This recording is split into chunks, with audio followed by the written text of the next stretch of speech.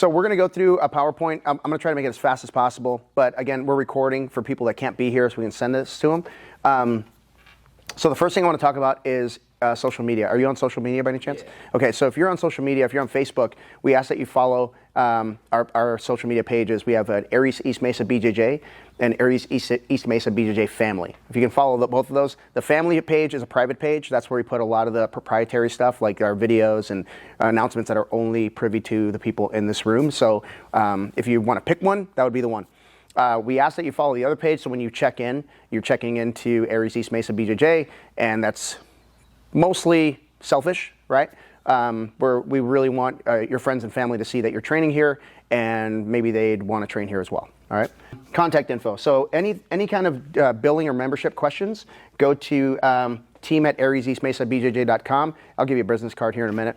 And any of your questions, nutrition, schedule, curriculum, anything like that would go to your accountability coaches, Tom. Tom is going to be checking in with you a couple times a week to make sure that you're, number one, successful in the program, and number two, if you have any questions. Every Friday, I want to see your weight. At least go to Tommy. So you can use the scale here, you can use the scale at home, but I just want to see the scale going in the right direction, all right? Okay, so it's going to be a heck of a ride. Next 6 weeks, totally changed your life. It did for me. I knew I was in within the first couple days. I knew I wanted to do this for the rest of my life. I don't want to climb Everest. I don't want to swim any oceans. Like, this is all I want to do. So I'm very vitamin D deficient. And that's okay. I take supplements. So, let's see. We're like a big family here. So you're not a guest, right? You are now part of the team. So if you have any questions, anything really, I mean, we have people that post on our page like issues with their cars, issues with moving, like need a trailer, something like that, right? So you're walking into a community of 400 plus people that want to help you, okay? If you have any old injuries or limitations, you're going to fit in great. We all do. Mm-hmm. It's just a thing. Nobody has a left and a right. It's always a good and a bad. So, but that's all about communication. We want to take care of you. So just communicate with your training partners, communicate with your coaches. If there's something you can't do, don't tough it out because you're just going to make it worse. Workouts are scalable to your level. So if you're trying to keep up with the young guys, the very, very young, you're pretty young. You're 23? Nah, you're young. I'm not going to try to keep up with you. All right. That's the point, right? So I always tell people, like, work your way in. Just like when you were in the Army, you probably weren't in boot camp shape when you showed up for boot camp. So that was kind of a little bit of a shock. This may be a shock for a few days, but you'll catch up in no time. Coaches are incredibly talented. I don't know how talented we are, but we know how to do as little as possible when we have to. And I mean that. Like, if you train with higher belts, they are the laziest belts you'll ever train with because we want to use as little energy as possible to accomplish the end goal, right? So if you have any questions about, hey, I'm struggling with this, or hey, I feel like I'm using too much force here, talk to one of the higher belts and they can kind of help you tailor it to, your level, right? In-body. So we're going to do the in-body twice. We did it today. We're going to do it again at the end of the 6 weeks. At the end of the 6 weeks, we're going to meet back here, okay? So we do orientation at 12. We do the final weigh-ins at 11, okay? 6 weeks from now, we're going to meet back here, do your final weigh-in, and talk about next steps, but that's down the road. All right, so simple rules of the gym. Don't be late. If you can help it, don't be late. But if you are late, be as little of a distraction as possible. Come in quietly, put your stuff back over here by the cubbies, and then when you dress out, I ask that you go to the far side over there. I call that the athlete area. Go to the athlete area and just stand there. When your instructor will wave you in, you bow to the center of the mat, you walk on the mat, shake the instructor's hand, and then continue or join the class. What that allows us to do is it allows us to teach the technique without distraction, and it allows you to watch the technique while they're teaching it, right? If you're sick, stay home, period. That's it. We all learned 2 years ago that being sick is not a good thing, and it spreads like wildfire, and there's a lot of intimate contact that you're going to get everybody sick. It's just going to happen. Can I bring my kids to the studio? The short answer is yes. The long answer is we don't have anybody to watch them. And we leave the doors open sometimes because we want that free air conditioning, and there's a lot of exits for children that are not supervised. So we got to make sure that we're careful about that. Sweat towels and gear, I just ask that you keep it off the mat. If you have a job that requires you to be near your phone, keep your phone near the mat, no big deal, and take the calls. I mean, we have people that are, police officers, we have people that are, professionals, and they have to take calls. That's just the way it is. So we ask that you have as little distraction as possible, but it happens.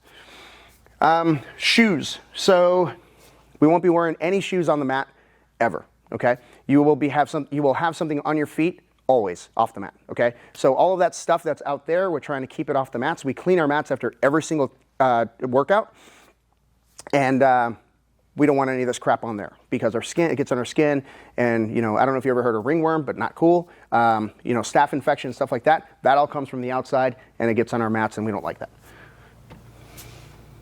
All right, so rules of the challenge. Minimum 3 workouts per week. We've all agreed that we're going to do that, so please show up. Check-ins, make sure you're checking in every time you come in. Weigh-ins. So weigh-ins, obviously we're going to do start to finish, but I want to see your weights every Friday. So your accountability coaches will be reaching out to you. Just check in with them and let them know what the weight is. And if you're struggling to keep the weight off and you have diet issues, stuff like that, just let us know. There's something going on that we can help you with, and we've all been through it. Okay, we've all had our ups and downs with our weight. Reviews. So at the end of the challenge, we ask that you give us a Google review or a Facebook review. We live and die off of those. When people come into town, they want to train somewhere, that's the first thing they check. I know I do, right? So please give us a review. And then communication. Communication is going to be 99% done through your accountability coach. And if you have something pressing, like any kind of membership issue, stuff like that, just let us know. So key ingredients to success. Number 1 is nutrition. 2nd is fitness. 3rd is accountability. And we'll talk about nutrition first. So nutrition is all about portion control, number 1. And it's going to be, calorie deficit. This isn't really a simplistic way to put it, but if you're eating, if you're burning more calories than you're taking in, the theory is that you're going to lose weight. That's not true for everyone, but it's a good place to start, right? And then high volume, high nutrients. I mean, that's pretty simple. I mean, if you're eating at home, you're doing it right. Going through fast food places, you're not eating real food, number 1. You're not, nourishing your body. And number 2, this is a ton of calories. So keep it simple. I pretty much eat the same crap every day, same stuff, and it seems to work out. So if you keep it simple and eat something you like and you're not a foodie, you're going to be great. All right, so keep your portions a reasonable size, about the size of a fist. We all know that. If you need a more specific count, invest in a kitchen scale. We have one. They're like $20 at Target. And then portions are going to vary depending on your size of metabolism. That's just the reality of it. And the diet is going to vary. Some people can eat vegan diets. I can't. Right? Some people can eat an all-meat diet. I can't. My stomach hates everything, so I got to be really careful what I eat. So we talked about calorie deficit. We talked about high volume, high nutrients. We talked about keep it simple. So drink a gallon of water. Remove sugar from your diet. Read the labels because a lot of the stuff that's healthy has a lot of sugar in it. And if you can get rid of pasta, bread, and alcohol for the next 42 days, you're going to see a big change. A big change. I think I lost people with the alcohol piece. So.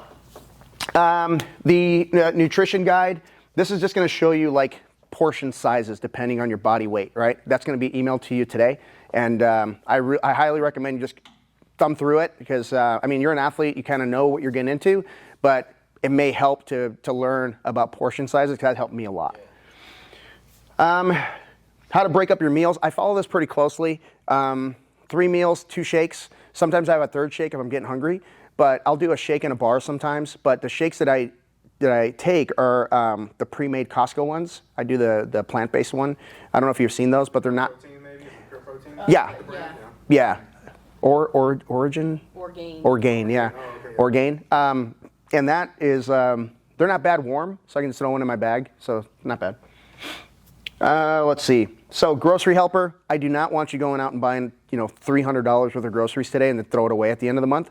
So this grocery helper really helps. If you're going to do chicken, I think it's like 3 pounds, for the week. Then it'll kind of help you with the fats and the, and the carbs and everything. Let's see. So there's some recipes in there, shakes, and most of the recipes are like maybe 20 minutes from prep to meal, so it's not bad. This helped me a lot. What Amy and I used to do is we would go to Costco or we'd go to Albertsons or wherever and buy a bunch of groceries, come home, put it away, and then go out to dinner. You know what I mean? So that just ruined everything. It just defeated the purpose. So we get home, we lay it out, we cook it up, we chop it up, we put it in the fridge, and then we just scoop out of there. We don't necessarily put it into portion sizes yet. We haven't gone that crazy, but we're able to just grab and weigh it, measure it, and then eat it. So yeah, so when you get home, just start cooking and chopping. So that helps a lot. Traveling on the go. So plan in advance. If you're going somewhere, if you're traveling, I highly recommend checking with the hotel to see if they have a fridge and a microwave. You want to control as much as you can while you're out of town. Amy and I, we do Chipotle when we're out of town, and we do Whole Foods. We get our snacks. We try to control as much as we can, especially like people that are in sales. There's always like big banquets, and there's big like all you can eats and booze and stuff like that. It's really hard to control. So you definitely want to figure that part out. Restaurants, be that person, ask how it's cooked, ask if there's alternatives, pick your own protein, pick your own sides, pick your own veggies, and make sure that it's not all covered in fat. So fitness, come to class, get a little extra at home. I always tell people, if you got a dog, walk it. If you've got an exercise bike, take the clothes off of it and ride it. Listen to your body, train, don't exercise, and talk to your coaches. So we'll go into a little more detail on those. Accountability. So your accountability coach is really here to make sure that you're successful in the program. Lean on them, all right? Really use your accountability coaches. Tom is an amazing accountability coach, mainly because he makes himself pretty available and no one really takes advantage of that. It's really crazy. But he's been doing this longer than I have. He's had several injuries. He's had several issues. I mean, he's had a layoff that he had to come back. I don't know if you ever had a layoff in a martial art, but he had a layoff at purple belt, which is like an intermediate to higher belt. So when you come back after 5 years as a purple belt, you are a target. It's not like you have a target painted. You are the target, because all the white belts are like, oh, I got this guy, right? So he had to come back from that. So he has a lot of knowledge on how to overcome a lot of things. So please use him. Weigh-ins we talked about. I want to see those weekly. Accountability for classes. So 3 days a week. Make sure you bring your book. Really important. That book goes up in the front as soon as you walk through the door, okay? Because what happens is we have a room of 20, 30 people, and there's people digging their books out of their bag when the coach is trying to start another class, right? So we want to make sure that we organize a little bit better. And accountability to each other. So I am still really good friends with the three other people that I started jiu-jitsu with, really close. And I'm the only one that's a black belt, by the way. But it should be noted. Yeah, but we all started about the same time, and you'll notice that the people that you start with, you're going to be pretty close with. I mean, it's just suffering together. There's something about it that brings you closer. Where you know the deal. Yeah. Okay, so we won't go through the book too much today, but I want you to bring it to class every day. Read through it. There's a lot of really good things in there as far as rules go that I want you to kind of understand. There's one specific that says address all black belts as professor. We go by coach here, but the reason I stress that is because when I travel to another academy, I address the black belt there as professor. I start there and I allow them to correct me or not, right? So it's just an etiquette thing. It's a lot of people look at jiu-jitsu as a sport. It's a martial art, and we kind of forget that because there's a big sport aspect to it. So just keep that in mind. We'll go over academy rules again. Again, we talked about being on time, bring a positive attitude, and check the ego at the door. Just because you don't understand something that day doesn't mean that you won't in the future. Just understand that this is a lifelong process, and it takes a long time to really figure things out in jiu-jitsu. It's hard. Jiu-jitsu is hard, and it can be frustrating at times. So just like understand that your frustration is all internal and has nothing to do with the instruction, has nothing to do with your teammates. It's just something that's going to happen over time. There's moves that I've done for 4 years that eventually one day just clicked, right? So you'll own it one day. Just don't be frustrated. Take care of your training partner. If you break your training partner, you have nothing left to play with. That's the truth. Please don't hurt each other. No footwear on the mats. Yes, footwear off the mats. We talked about that. If you want to keep some cheapo flip-flops in your bag, that's a good idea because it's easier to just get in and out of. Fingernails and toenails, trim them. Keep them trimmed. A little cut can turn into a big deal real quick. Remove all jewelry, watches, any exposed jewelry, earrings, stuff like that. That can get yanked off. And then bow in before going on and off the mats. That's a big deal for me because for me it's an athlete safety thing. I want to know when you're leaving the mats because when I was coaching at my instructor's place, we had a student just leave the mats and go to the bathroom. Well, he passed out in the bathroom. and I didn't notice it until the end of class. I'm like, where the hell is this guy? And he was in the bathroom. Okay, so I want to know when people leave the mats, and just for athlete safety. Any questions? So you said call him coach here, black belts? We go by coach. Okay. Yeah, every instructor goes by coach here. I mean, Tom, do you have a weigh in on that? Do you want to weigh in? That's my default. But like Alex said, professor is probably the most respectful and highest level of addressing, and that's actually, just to differentiate, that's actually specifically for black belts, right? And whether the black belt's the coach or not, technically that's professor. Okay. Right. So if you go to a different school, and even though they're not the coach, they're still professor. Black belts are for professor. Period. End of story. Yeah. If there's a coach that's lined up that's not a black belt, because we have some of them, they're still coach, but they're not professor. Right. Just professor reserved for black belt. I'm coach. If you call any of the black belts professor, they're cool with it too. But we just kind of go by coach. So. Yeah. Cool. Yep. And then for the program, it said minimum 3 classes. I know you said when you're like actually a member here full time, you can go to as many classes as you want. Is that the same way during the program, or is it? Yeah, we don't limit you. We just ask that you show up a minimum of 3 days a week, and we specifically say 3 for a couple of reasons. We don't want you doing too much too fast, right? And a lot of people are like, because I've had people start, I'm like, I'm going to come every day. I can't even come every day. You know what I mean? I've been doing this for a long time. So you want to pace yourself. But if you want to throw in like pepper in a 4th day, yeah, I got no problem with that. 5th day, something like that. Yeah. And I say, also take advantage of open mats. Open mats are big, man, because you get a lot of different looks. We get people from other schools as well. So you kind of get to play a little bit, ask some questions. And, I had people coming in here doing open mats just to practice their basic like warm-ups, like front rolls, back rolls, stuff like that. And it helps. It helps because you get a lot of different perspectives. I've been doing this a long time, and I'm still learning a good way to teach somebody how to do like a front roll or a back roll. I'm like, oh, that's a really good idea. So there's always something you can pick up, right? All right, that's all I have for this thing. I want you and Tom to sit together for a little bit and just kind of Tom will explain to you how you're going to communicate, stuff like that. And then we'll be all done. Awesome. Awesome. Thank you. Thank you. You got it. Thanks for coming in, Dom. Yeah. Thanks for having me.